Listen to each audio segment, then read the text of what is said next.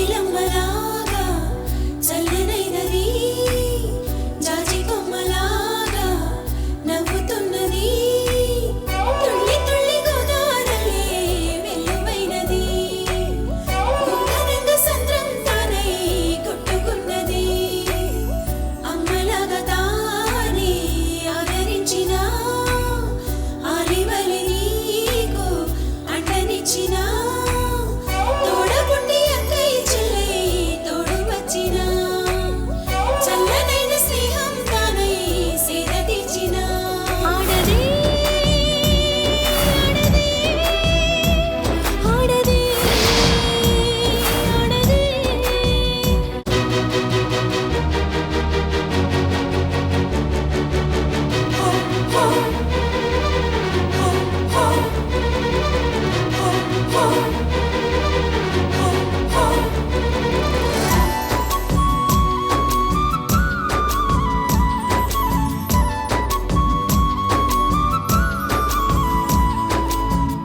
ఇంటి ముందు తులసమ్మై అమృతాల కలసమ్మై జీవితాన్ని వెలిగించే దీపం అవుతుంది బెంగతోటి నువ్వుంటే కొంగు తీసి కళ్ళకి గుండెలోని భారాన్ని దూరం చేస్తుంది ఒడి తుడుకుల గదిలో తడబడి నువ్వు పడితే అడుగడుగున మమతై నిన్ను నిలుపును గెలుమై కన్నీరై వర్షించే వెన్నపూస మనసు తప్పుల్ని ఒప్పల్లే మార్చివేయు నేర్పు వేదమదిలో ప్రేమ కలిపి కొత్త ప్రాణం పోస్తుంది ఆడదే ఆడదే ఆడదే ఆడదే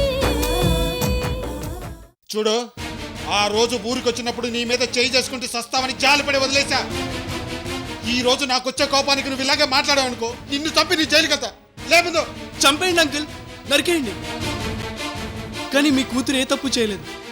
తను చాలా మంచి అమ్మాయి అంకుల్.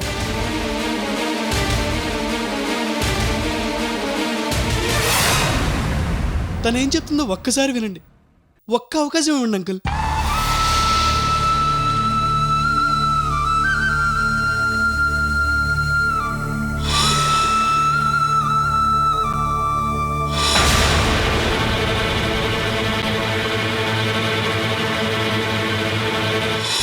రేయ్, ఏంట్రా చెప్పేది నీకు కదా? ఆ రోజు ఊర్లోకి వచ్చి పరువు తీసావు, ఇప్పుడు సిటీలో పరువు తీయాలని చూస్తున్నావా? చంపేస్తా నిన్ను, చంపేస్తా. మీరు రండి అంకుల్. అంకుల్, ఒక్కసారి నేను చెప్పేది వినండి please uncle. Uncle please uncle.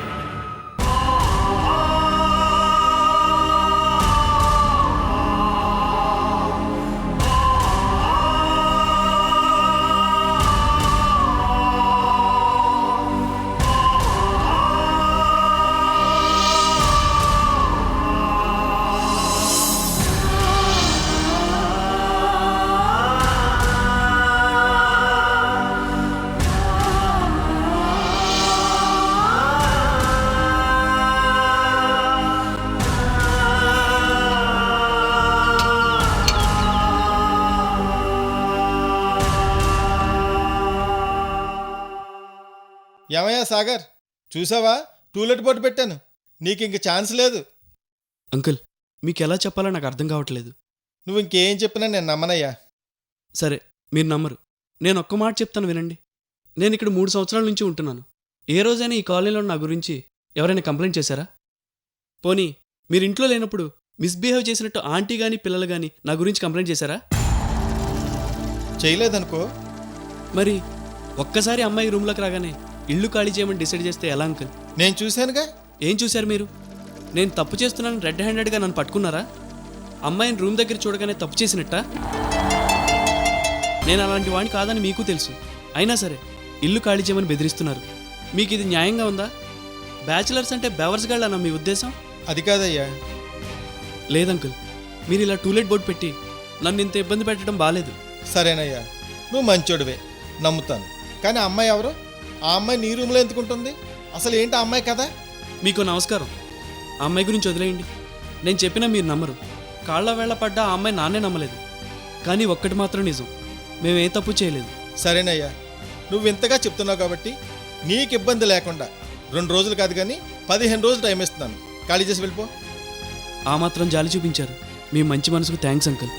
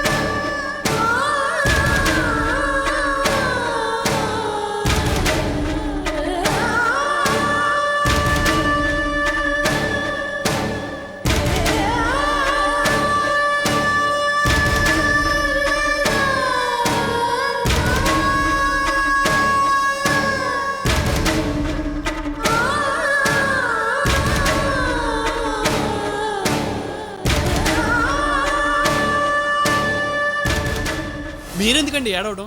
మీరేమైనా తప్పు చేశారా? మీ తప్పు ఏమైనా ఉందా? మొదటి నుంచి చూస్తున్నాను. అరే, ఒక్క 10 నిమిషాలు ఓపిక పట్టలేరా? చెప్పేది వినరా? ఎందుకండి మీ నాన్నకు అంత కోపం?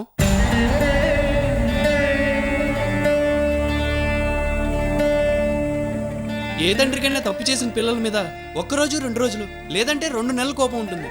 అంతేగాని కనిపించినప్పుడల్లా నువ్వు తప్పు చేసావు, తప్పు చేసావు, తప్పు చేసావు, ఇదేనా వరస?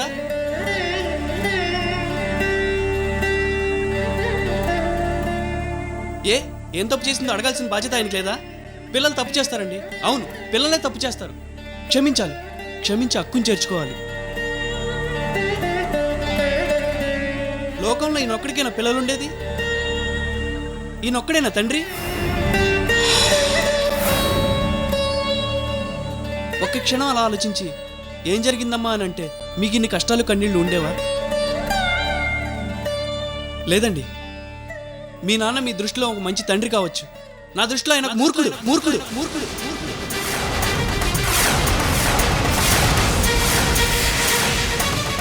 ఇన్ని రోజులు మీ నాన్న దేవుడు అంటే నేను నమ్మాను. కానీ ఈ రోజు ఆయన మీద ఉన్న నమ్మకం, గౌరవం అన్ని పోయాయి. మీరు ఇన్ని కష్టాలు పడ్డానికి కారణం ఆయన మొండితనం. ఆయన తండ్రే కాదండి, రాక్షసుడు, రాక్షసుడు, రాక్షసుడు.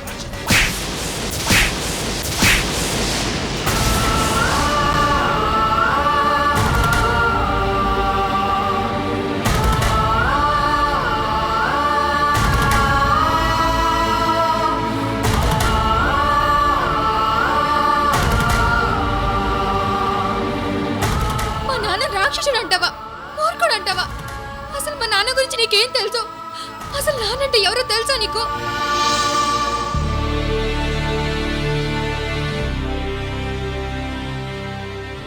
తల్లి 9 మాసాలు మోసి బిడ్డకు జన్మనిస్తుంది. ఆ బిడ్డని పెంచడానికి నాన్న కూడా అంతే కష్టపడతారు సాగర్.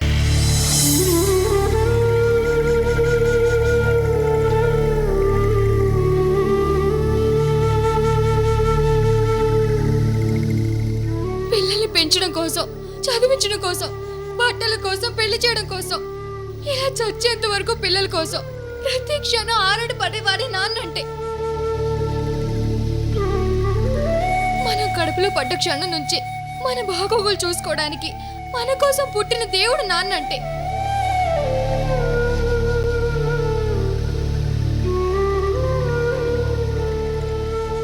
అయినా ఇందులో నాన్న తప్పే ఉంది. రేణుకని కిడ్నాప్ చేయబోయి నన్ను కిడ్నాప్ చేశారు కదండి, అది నా తలరాత. ఆయన హాస్టల్కి వచ్చినప్పుడు మీ అమ్మాయి లేచిపోయిందని అందరూ ముక్త కంఠంతో చెప్తే ఏ తండ్రి అయినా నమ్మకుండా ఎలా ఉంటారు? విధి లేని పరిస్థితుల్లో కోర్టులో వ్యభిచారిణిగా నిలబడ్డాను. అది ఆయన కళ్ళ ముందే. ఏ తండ్రి అయినా కన్న కూతురు వ్యభిచారిణిగా చూస్తే తట్టుకోగలరా? ఇలా ఒకటేంటి, ఆయన చూసినప్పుడల్లా ఆయన ముందు తప్పు చేసిందల్లా నిలబడ్డాను. నిజం ఆయనకు తెలియని పరిస్థితి. ఇది అబద్ధం నాన్న అని నేను చెప్పలేని పరిస్థితి.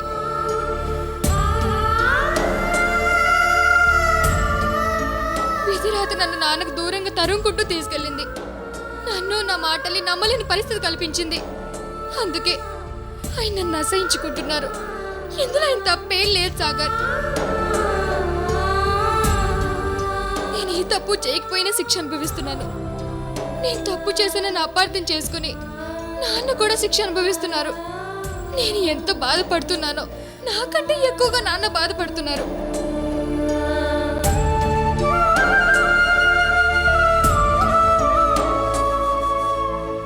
అవుట్ హౌస్ లో నాన్న నన్ను చూడకుండా నేను ఎంతో జాగ్రత్త పడ్డాను.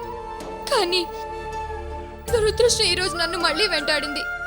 మీతో కలిసి రూమ్ లో ఉన్నప్పుడే నాన్న రావడం ఇది నా తలరాత కాకపోతే ఇంకేంటి సాగర్? ఐఎమ్ సారీ అమృత. కోపంలో మిమ్మల్ని కొట్టారు. I'm sorry Sagar.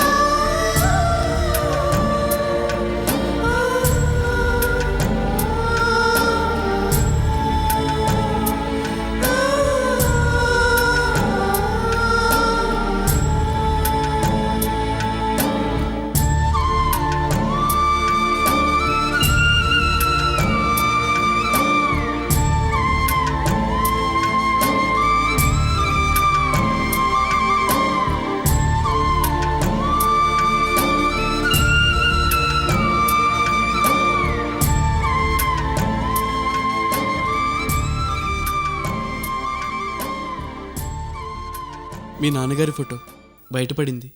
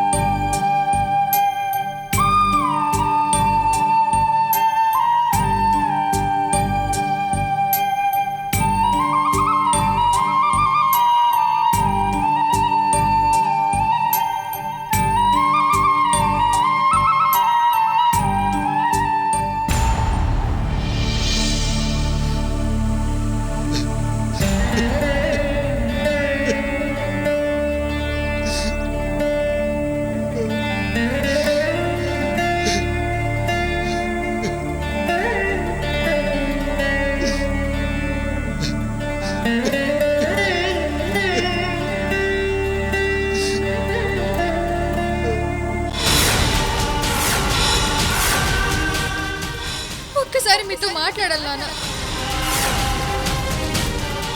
ఊరికొచ్చినప్పుడు ఎలాగో నాకు మాట్లాడే అవకాశం ఇవ్వలేదు. కనీసం ఇప్పుడైనా మాట్లాడే అవకాశం ఇవ్వండి నాన్న. నేను మీ కూతుర్ని నాన్న. నేను ఏ తప్పు చేయలేదు నాన్న. లేదు నాన్న, నేను మీకోసమే, మీ కళ నెరవేర్చడం కోసం, మీ కూతురు ఎలాంటి తప్పు చేయలేదని నిరూపించడం కోసం ఇక్కడ ఉంటున్నాను నాన్న.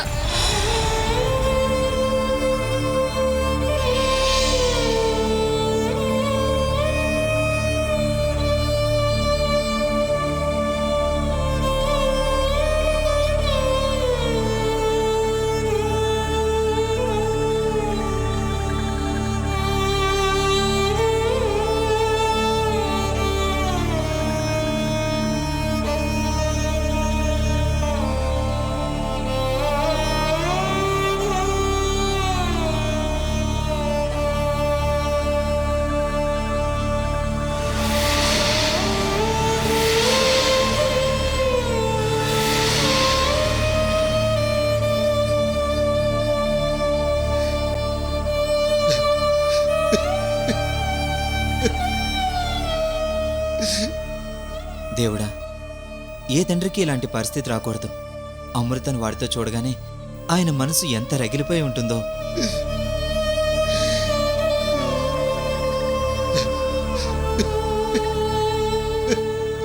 ఈరోజు ఎలాగైనా ఇల్లు చూసుకొని ఊరెళ్ళిపోతారనుకుంటే ఆ దరిద్రం కనిపించింది. పాపం చాలా ఫీల్ అవుతున్నట్టున్నారు.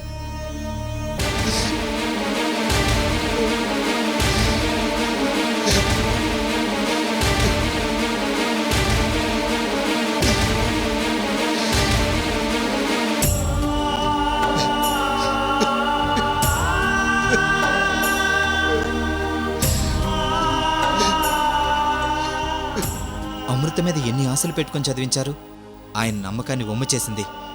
అది చేసే పాపిస్ట్ పనులకు ఇంకొకరైతే గుండె పగిలి చచ్చేవారు.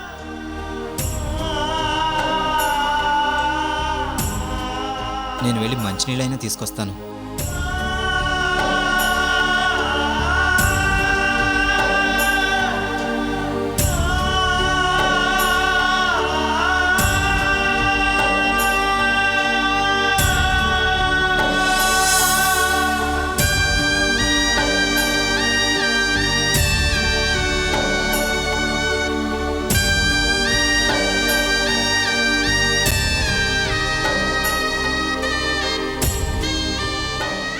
అంకుల్ ఎక్కడికి వెళ్ళుంటారు?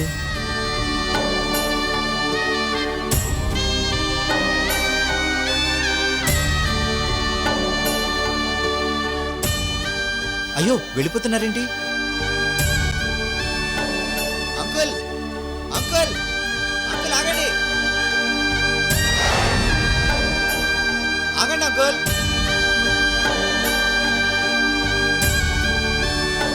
అంకుల్ ఆగండి, అంకుల్.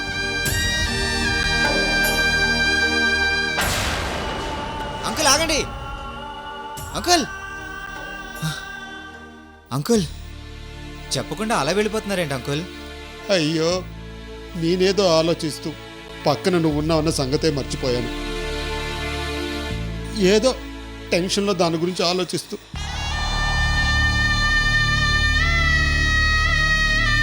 నాకు తెలుసు అంకుల్, మీరెంత బాధపడుతున్నారో, మనసులో ఎంత నరకం అనుభవిస్తున్నారో నేను ఊహించగలను.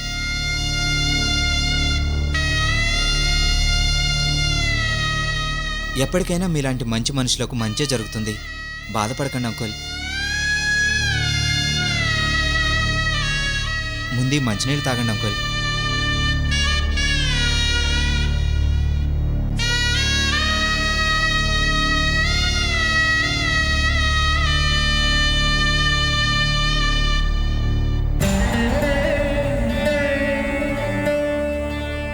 వెంకట్రావు, ఎప్పుడైతే వాళ్ళిద్దరు కనిపించారో నా మనసంతా అదోలా అయిపోయింది. ఇక నా వల్ల కాదు, నేను ఊరెళ్ళిపోతాను. నేను అదే చెప్దామనుకున్నాను అంకుల్. మీరు చాలా బాధలో ఉన్నారు. ఇప్పుడు ఇంటి గురించి ఆలోచించకండి, ఆ పని నేను చేస్తాను అంకుల్.